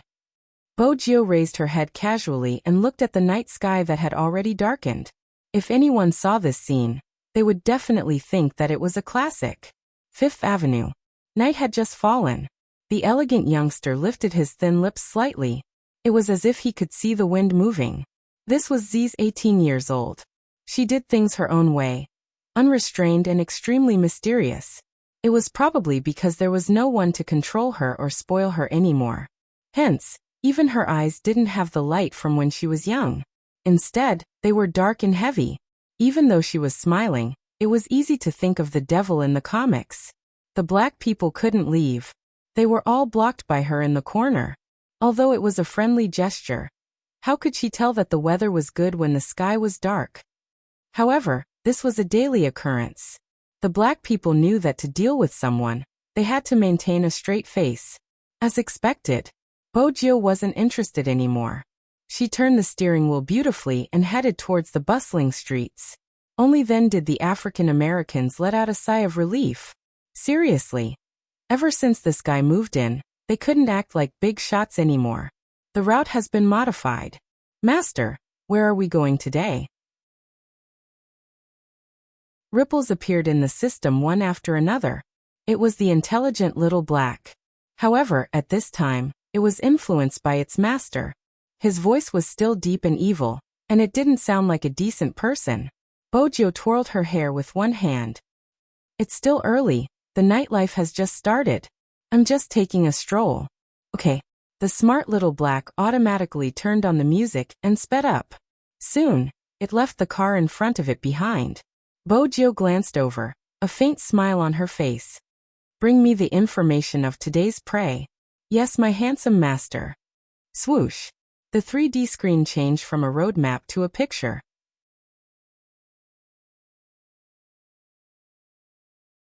Chapter 1462. A local who used his power to force his subordinates to have sex with him. After receiving the report, the police quickly filed the case. However, the plaintiff did not appear in court. According to analysis, the plaintiff's lawyer used some tricks. He understood that reputation was very important to Asians, so after talking to the plaintiff, things changed. Smith was acquitted at 3 o'clock this afternoon. While little Blackie was talking about this, the screen also showed the scene of Smith walking out of the building. A reporter was interviewing him. What do you think about this incident? Smith was a tall man. He was probably finally released from the court. His "I don't know anything" and aggrieved expression changed. He smiled. "What do I think? I've been released. That's my biggest opinion on this matter. Some Asians are shy. I was just expressing my admiration, but she misunderstood. Now, she should know that in the words of the Asians, it should be mutual affection. It wasn't forced. Besides, she didn't say anything at the start. After half a month, she couldn't take it anymore. The judge wouldn't listen. There were police officers in charge of the case. They stood there, anger hidden in their eyes. The plaintiff didn't appear in court. They could understand why. It was precisely because he understood why that he punched the wall heavily. The golden-haired man was infuriated. Through the crowd he looked over here. He had originally wanted to send the Almighty to the police station, but now, his sleeves were rolled up. He looked as though he wanted to beat Smith to death. Smith didn't mind. If he cared about others' criticism, he wouldn't have done such a thing. The situation was clear. Everyone knew what had happened. The natural disadvantage of women made some things hard to explain. Instead, it benefited the rascal. But when the rascal was released, he didn't feel that he was in the wrong. When he faced the camera, he said, "I have some advice for Asians, especially girls. If you can't afford to play, don't play." When Bojo heard this, her lips curved upwards. With a swoosh, she gripped the steering wheel tightly and increased the speed to the maximum. And at the scene at that time, the golden-haired man was so angry that his breathing was hurried. On the other hand, Chin Mo, who was sitting beside him, turned his head. Through the window, his gaze landed on Smith, who was still being interviewed. Listening to the English words drifting into his ears, his slender fingers rhythmically tapped on the car window. That was something he would only do when he was thinking. Her eyes were as cold and indifferent as ever. The blonde man turned his head and wanted to find someone to complain with him. "You say, how could such a rascal be released?" The plaintiff withdraws the lawsuit. "The evidence is insufficient." His tone was very calm, and it sounded a little careless. The blonde man really felt that this detective was a little too cold. "I say, Chin, oh no, I mean Almighty, don't you have any reaction after hearing such an infuriating thing?" Chin Mo glanced over. "What do you mean?" "Emotions. What about your emotions?" After the golden-haired man finished speaking, he asked again, "Are all your experts like this?"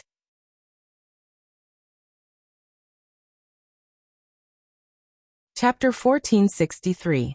The golden-haired man wanted to say something, but Chin Mo retracted his gaze. Chin Mo retracted his gaze, looking noble and abstinent. Where will this person go in the future? The golden-haired man was confused. "Which person?" "The rascal you mentioned." Chin Mo's voice was still indifferent. The golden-haired man finally felt relieved. "Chin, you want to beat him up too, don't you?" "No." Chin Mo's gaze landed on his face. His aura was noble. "Beating this kind of person will dirty my hands." The golden-haired man. This was the first time he felt that words could be used in this way. This was even more satisfying than beating someone up. The golden-haired man controlled the smile on his face. Then he asked curiously, "Chin, why are you asking him where he is going if you don't want to beat him up?" "Because." When Chin Mo said this, his fingers that were tapping on the car window stopped. "He will become Z's target today." Swoosh. A hurried braking sound rang in the air. The golden-haired man turned the car around and stopped by the side of the road. He turned his head and his blue eyes widened. "What did you say?" "I said he will become Z's target today," Chin Mo repeated casually. His voice was neither fast nor slow.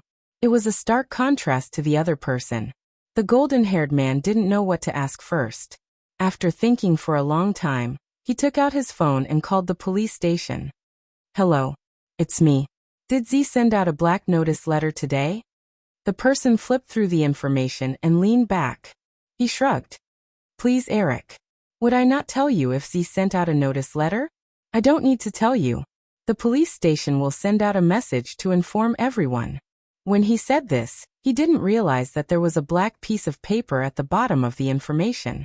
Eric nodded. "That's right. All right, contact me if there's any situation." After hanging up, he turned his head and said to Chin Mo, Jean, you must have just come to Fifth Avenue and aren't used to the style of handling cases here. Before Z deals with anyone, they will send out a black notice letter in advance. Then they will lock onto the target at night. The police station didn't receive. The golden-haired man didn't finish his sentence. The phone in his hand rang again. A clear voice came from the other side. The notice letter. Z's notice letter. Eric, how did you know that Z would send out a notice today? The golden-haired man was stunned. He wasn't the one who guessed that Z would send a notice today. Instead, Eric tilted his head and looked at the emotionless, handsome face. A certain high school student. He hung up the phone and took a deep breath. Eric couldn't hide his emotions no matter how hard he tried. No wonder the higher-ups wanted him to bring her over in secret. Was it a coincidence? Was he really that awesome? Eric prepared himself and looked at Chin Mo again. That Chin, how did you know that Smith would be Z's target today? Didn't you just ask me why I have no emotions? Chin Mo placed his phone down and the investigation documents beside it. All my emotions are on how to send this scumbag back to prison. Z should be the same. Before I came, I read the documents you wrote for me. Even though it was useless, it wasn't hard to see Z's style.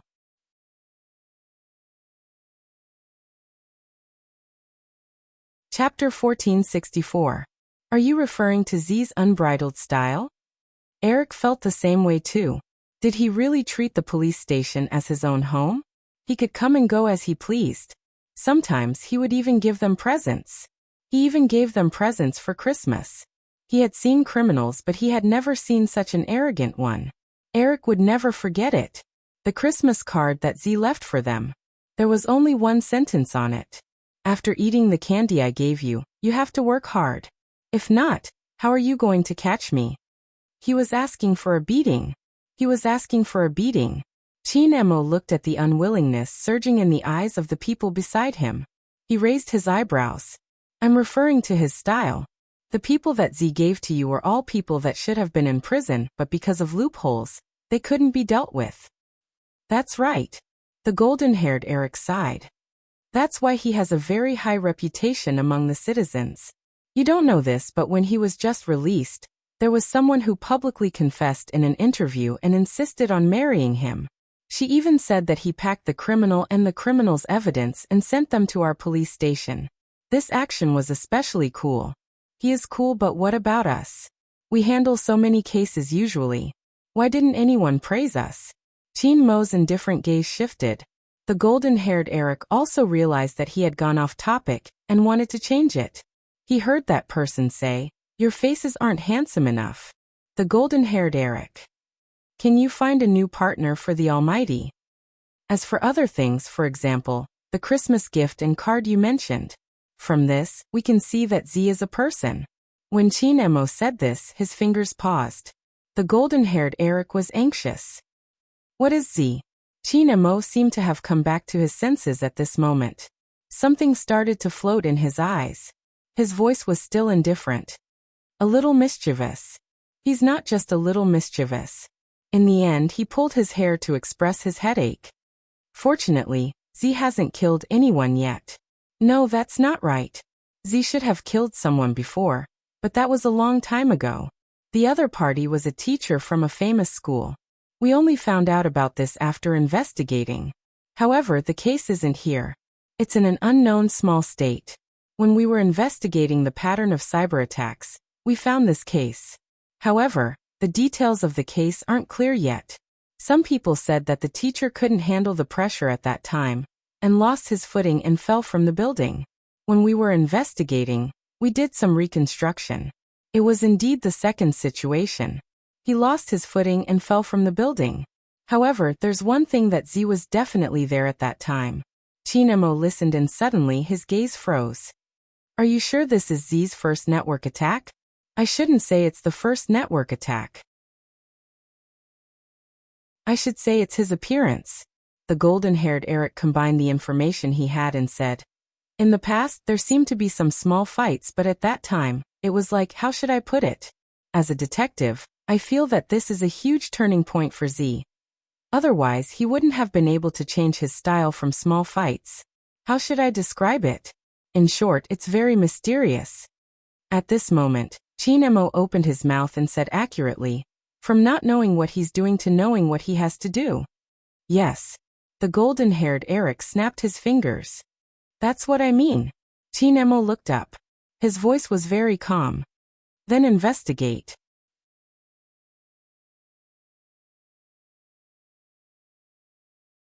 Chapter 1465. Chinmo's eyes were originally light, but at this moment they darkened. Investigate what that famous teacher has done in the past. When a person has a major change, they will start from the people around them. Find out the relationship between the famous teacher and you will be able to find Z. Eric was speechless for a while before saying, "What kind of investigation method is this?" Psychology, Chinemo said slowly. When a person does something, they can't leave the environment. The murderer's mentality will be reflected at the crime scene. Z's mentality will also be reflected at the scene when she takes action. Eric truly felt that the high school student they invited was a little amazing. But it's too late to go now. Call them and ask them to help with the investigation. When Chinemo said this, his gaze landed on the street again. Also, give me a 3D map of Fifth Avenue. Eric exclaimed. Why do you want to look at the map? To find someone. Chinemo only gave him these 2 words and didn't say anything else. Eric was very busy. He had to contact this person and apply for something else. In the end, he had to drive his car and follow that rascal. After all, Z would kidnap people every time. If this high school student's deduction was correct, then Z would definitely appear near Smith. He had to admit that Eric was much smarter this time. Who said that Z wouldn't appear? Smith was a person. He was born lustful and liked to pick up girls. There was a place where he was locked up for a week. He would definitely go there. But in street, a famous nightclub on Fifth Avenue. Smith had always been fond of Asians. Here, it was easy to see Asian faces in the drunken lantern riddles. There were many young people. It was impossible for him not to go. Even if he wanted to wash away his bad luck, he would go for a drink and have a good time. Moreover, it was a festival today. It could be said that before night fell, the curtains to the celebration had already begun. Beside the nightclub was an opera house. It was said that Shakespeare's Romeo and Juliet would be performed today. However, the nightclub was in the style of a masquerade party. Hence, everyone was dressed in a different style. It was at a stand on the far right of the nightclub. A black-haired youngster wearing a jacket was shaking a cup with his fingers. His fingertips seemed to be emitting light. Not to mention the black light that was shining from his left ear. Sitting next to the youth was a red-haired female student. Her face was filled with surprise. The young man smiled and said in English, "Guess how many?" "I can't guess." It was just that anyone could guess it. Every time the young man rolled the dice, they were all consistent. Either all 6 dice were zeros or all 1. "Looks like it's a little difficult for you." Bojio stood up, her clothes fluttering with her movements, revealing a small part of her waist. A black mark flashed across her waist, but no one would notice it in such an occasion. It was a very, very small letter, with the mark of a rose, as if it had bloomed on her snow-white skin. Z. The name was enough to cause panic. But now, it was hidden in the darkness of the night. The youngster casually took a guitar beside her. There were 2 or 3 black rings on her fingers, which often made people subconsciously obscure her gender. He was the only person who was so cool that the entire audience screamed. Everyone said that this resident singer was different from the rest.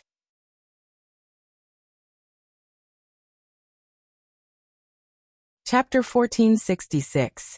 There was a loud screech. It was the roar of an electric guitar.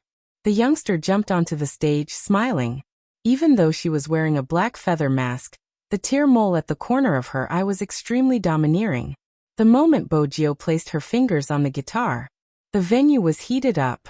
But other than this, it was the American police who were patrolling at the entrance. They weren't sure if it was a routine inspection or something else.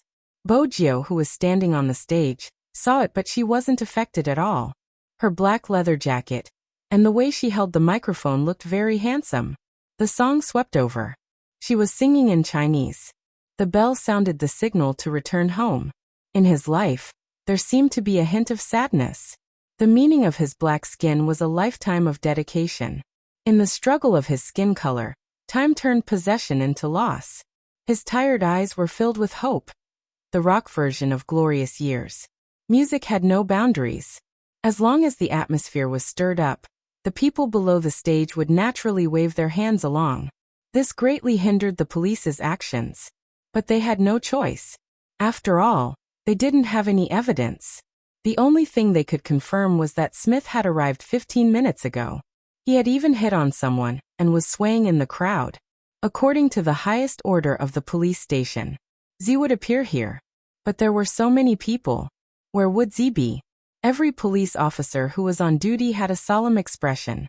After all, they really wanted to catch that person. Now that they finally had a chance, how could they let it go?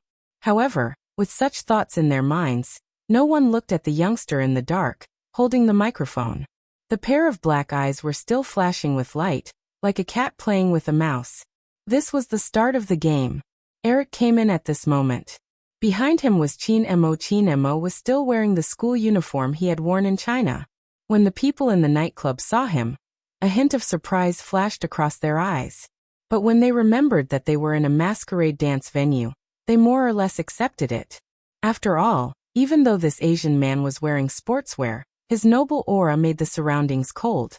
As for why the foreigners thought that almighty Chin was wearing sportswear, they could imagine the school uniforms in China. Eric felt that Chin Mo's style wasn't suitable for such a chaotic place. He would definitely have a headache soon. Should he tell the Almighty that there was a difference between the Fifth Avenue and China when it came to playing around? Isn't the music too loud? Eric roared out. Chin Mo had one hand in his pocket. His side profile was calm, so handsome that many people started to turn their heads. However, it was as if he had walked into a classroom. Where's Smith? This was what Chin Mo had instructed Eric in advance. Tell him to keep an eye on Smith. After all, it was a masquerade party. It would be difficult to find Harding when he put on other clothes. Z might take advantage of the chaos to get him away. He didn't really care about Smith. He wanted to know. Z. Who was it? That's right, this was the reason why Chin Mo decided to come to Fifth Avenue after reading the information. The army also sent him a message, asking him to return in a few days. Before the past, he just wouldn't give up until he came to Fifth Avenue. After all, the other party was a hacker, right?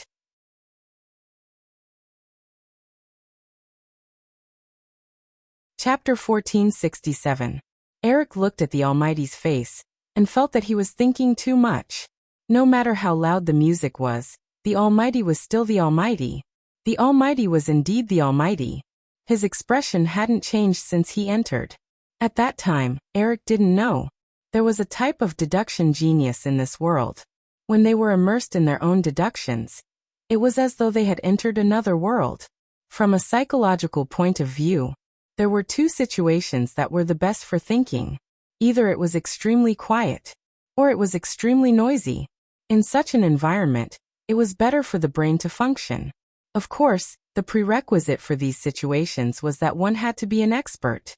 In actual fact, the moment Chin Mo entered, he was immersed in his own thoughts. In front of everyone, people said that the highest state of solving a case was to imagine yourself as the criminal. If he was Z, what would he do? There was no doubt that the atmosphere here was good. The more people there were, the more they could do something amidst the chaos. It was best to strike when people didn't expect it. But there were cameras here. They had set up spies in advance. How would Z escape? Of course, Z was a hacker. He would definitely intercept the contents of the police's operation. What if the operation was fake? That was right. Chin Mo wouldn't come unprepared. He had already made a distraction. Setting up an operation was one thing, but the ultimate goal was something else. It was a simple logic. If the search was strict, Z would definitely appear in the opposite place. If he couldn't interrupt Z's operation, he would go and intercept her. Give me Smith's location. Chin Mo's handsome face turned slightly when he thought about this. His entire body was abstinent. Eric looked through the crowd and pointed at the Caucasian whose face was flushed red. This kind of scum should be beaten up. Immersing. Chinemo replied faintly.